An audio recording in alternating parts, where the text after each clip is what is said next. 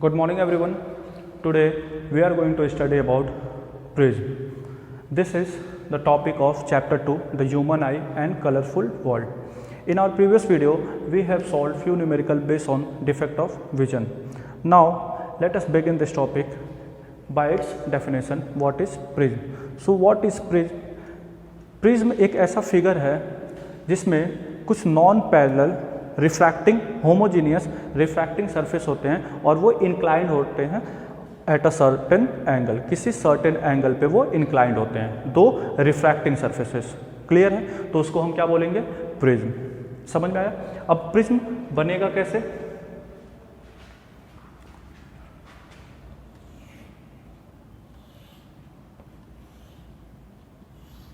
कुछ इस तरीके से उनकी फिगर जो होती है वो प्रिज्म की ऐसा कुछ हमको दिखता है। ये है प्रिज्म।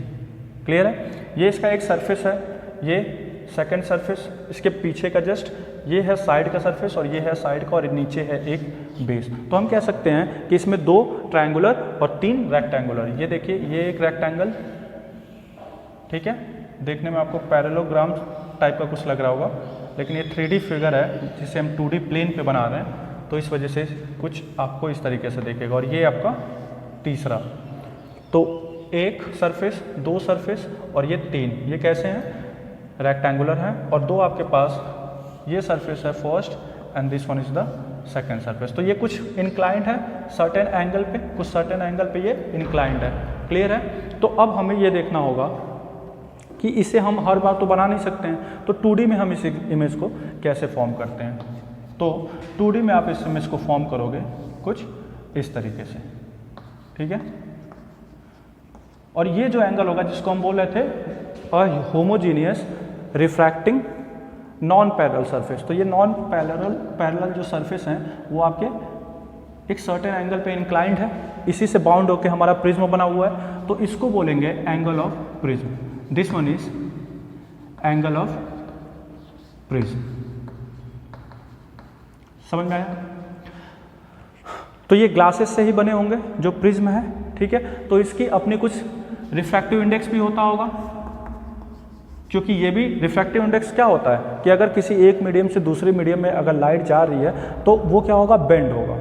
तो वो जो बेंडिंग कैपेसिटी होती है या जो एबिलिटी होती है उसी को हम क्या बोलते हैं? Refractive index. और स्नेल्स ने इसी के बारे में बोला था कि refractive index of medium 2 with respect to medium 1 is equal to sine i upon sine r. ठीक है, ये होगा sine i upon sine r. तो आज हम प्रिज्म के बारे में पढ़ेंगे और फिर कैलकुलेट करेंगे कि प्रिज्म का रिफ्रैक्टिव इंडेक्स हम कैसे फाइंड आउट करेंगे। क्लियर है? तो प्रिज्म समझ में आ गया। हम ये है हमारा 3D डायग्राम और उसको हम इस तरीके से बताएंगे, इस तरीके से बनाएंगे एक ट्रायंगल की तरह, और ये जो एंगल ए होगा, जो वर्टेक्स ए जो एंगल बताएगा उसको बोलेंगे एंगल ऑफ प्रिज्म।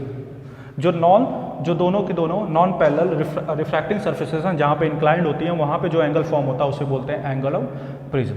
दूसरा चीज़ हमें ये जानना होगा इसमें एंगल ऑफ डेविएशन के बारे में। तो सबसे पहले एक फिगर बनाते हैं प्रिज्म का।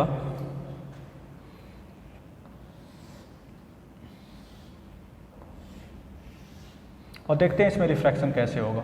जैसे ये ए बी, ये तीनों वर्टेक्स हो गए, और जो ये वर्टेक्स ए पे जो एंगल बना हुआ उसे हम क्या बोलेंगे? Angle of prism. दो सरफेसेस पे हमने जब पढ़ा हुआ था ग्लास के बारे में, तो ये ग्लास स्लैब कुछ ऐसा होता था, और ग्लास स्लैब पे एक पहले हम क्या ड्रॉ करते थे? नॉर्मल, क्योंकि नॉर्मल से ही हम एंगल ऑफ इंसिडेंस और एंगल ऑफ रिफ्रैक्शन को काउंट करेंगे। तो ये हो जाता था आई और ये होता था आर। क्लियर है? तो ये इंसिडेंस होता था और इसके बीच का जो एंगल होता था उसे एंगल ऑफ इंसिडेंस, और नॉर्मल और जो रिफ्रैक्टेड रे के बीच का एंगल होता था उसे एंगल ऑफ रिफ्रैक्शन बोलते थे। सेम चीज़ यहाँ पे भी होगा। हमें इस सरफेस पे एक नॉर्मल ड्रॉ करना होगा, और इस सरफेस पे भी, चलो यहाँ पे एक नॉर्मल ड्रॉ कर लिया हमने। अब हम मानते हैं कि जो लाइट रे है वो कुछ ऐसे इंसिडेंट हो रही होगी। ये लाइट रेज है, suppose that this is P and this point is Q। तो इस पॉइंट पे जो लाइट रेज होगा वो इस रिफ्रैक्टिंग सरफेस पे स्ट्राइक करेगा। स्ट्राइक करने के बाद यहाँ पे एयर है नॉर्मली हम एयर मान के चलते हैं, और ये जो प्रिज्म है वो एयर से ज़्यादा डेंसर होगा, ऑप्टिकली डेंसर मीडियम होगा, तो ये टूवर्ड्स जो नॉर्मल होगा, वो जो लाइट रेज होगी वो बेंड कर जाएगी टूवर्ड्स नॉर्मल। क्लियर? मैं देख लेता हूँ एक बार। तो जो लाइट रेज होगी वो किधर पे बेंड कर गई? Towards normal. अब फिर इस सरफेस पे भी हमें देखना होगा कि जो एंगल है वो कैसे मेजर होगा। जब तक इस पे परपेंडिकुलर एक लाइन नहीं ड्रॉ करेंगे हम नहीं कर पाएंगे, तो हम एक लाइन इस पे परपेंडिकुलर ड्रॉ करते हैं और इन दोनों लाइन को हम किसी पॉइंट पे, let suppose that this is M point, तो इसे हम क्या करते हैं यहाँ पे ज्वाइन कर देते हैं। तो अब यहाँ से क्या होगा कि डेंसर मीडियम से जो लाइट रेज है वो रेयरर मीडियम में जा रही है, तो वो अवे फ्रॉम नॉर्मल मूव करेगी। किधर पे मूव करेगी? अवे फ्रॉम नॉर्मल मूव करेगी। तो ये था इमर्जेंट, और इसके बीच का जो एंगल होगा उसे हम क्या बोलेंगे? Angle of emergence. ये वाला रिफ्रैक्शन R1, और इसे हम मान के चलते हैं कि ये R2 होगा, क्योंकि R1 और R2 यहाँ पे बराबर थे, यहाँ पे R और यहाँ पे R, क्योंकि मीडियम और ये दोनों का दोनों जो लाइट ये जो सरफेस था कैसा था? पैरेलल था। तो पैरेलल होने की वजह से ये ऑल्टरनेट इंटीरियर एंगल बन गए, और हम कहते हैं कि दो परपेंडिकुलर के बीच में जहाँ पे भी जेड फॉर्म होता है, तो जो कॉर्नर एंगल होता है वो क्या होता है? इक्वल होता है। ज्योमेट्री से आप इसे प्रूव भी कर सकते हो, लेकिन यहाँ पे कुछ सीन ऐसा नहीं है। क्यों? क्योंकि ये दोनों के दोनों इंक्लाइंड हैं, तो हम नहीं कह सकते कि जो यहाँ पे R होगा वही R यहाँ पे होगा। इसलिए मैं सपोज कर रहा हूँ यहाँ पे R है और ये R2 है। समझ में आया? तो कुछ इस तरीके से यहाँ पे रिफ्रैक्शन होता है। अब एंगल ऑफ डेविएशन क्या होता है, तो इस चीज़ को देख लेते हैं। एंगल ऑफ डेविएशन समझने के लिए हमको ये मानना होगा कि जो मेरा इंसिडेंट रे है, अगर प्रिज्म नहीं होता तो वो कैसे जाता। तो प्रिज्म नहीं होता तो एंगल ऑफ डेविएशन कुछ इंसिडेंट रे हमारा कुछ इस तरीके से आगे निकल जाता। अगर प्रिज्म नहीं होता तो लाइट डेविएट क्यों होता? मीडियम चेंज हुआ, इस वजह से डेविएशन हुआ। ठीक है, बेंड कर गई लाइट। हम मानते हैं कि अगर यहाँ पे भी अगर प्रिज्म ना होता तो ये लाइट रेस कुछ ऐसे होती, कुछ इस तरीके से होता। तो जो ये एंगल यहाँ पे फॉर्म हुआ, मतलब इंसिडेंट रे को जब हम वर्चुअली आगे की तरफ प्रोसीड करते हैं, और जो इमर्जेंट रे है जब हम उसको पीछे की तरफ प्रोसीड करते हैं, तो जिस पॉइंट पे मीट होता है, let suppose this is point N, अगर यहाँ पे जब वो मीट करेगा तो इनके बीच का जो एंगल फॉर्म होगा, this is called deviation, this is called delta, and this is called deviation of prism. इसे क्या बोलेंगे हम? Deviation of prism. समझ में आया? तो ये था डेविएशन ऑफ प्रिज्म। ये है आपका पूरा किस तरीके से लाइट रेज आपका इंसिडेंट कर रहा है, किस तरीके से लाइट रेज आपका स्ट्राइक कर रहा है। दिस इज एंगल आई।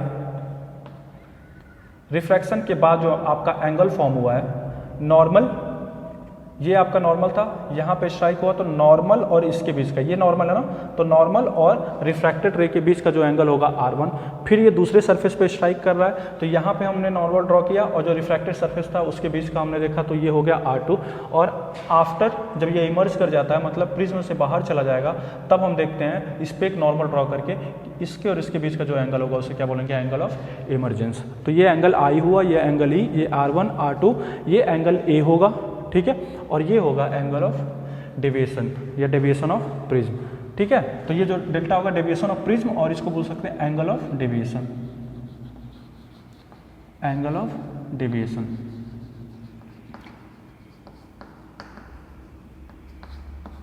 ठीक है, तो ये पूरा फिगर आपका बना, और इस तरीके से आपका प्रिज्म रिफ्रैक्ट करता है लाइट रेस को। ठीक है, इंसिडेंट हुआ, रिफ्रैक्ट हुआ, फर्दर रिफ्रैक्शन हुआ। अब हमें इसको प्रूफ करना होगा कि इसका एंगल ऑफ रिफ्रैक्शन और एंगल ऑफ इंसिडेंस में क्या सिमिलरिटीज है, और हम कैसे निकालेंगे उसको, इसका रिफ्रैक्टिव इंडेक्स कैसे निकालेंगे। तो रिफ्रैक्टिव इंडेक्स निकालने का तरीका सिंपल हमारे पास यही है, स्नेल्स लॉ यही कहते हैं, sine i upon sine r. By Snell's law हमको यही मिलता है, mu is equal to sine i upon sine r, मतलब angle of incidence upon angle of refraction का अगर हम साइन लेते हैं तो हमें मिलेगा रिफ्रैक्टिव इंडेक्स। क्लियर है?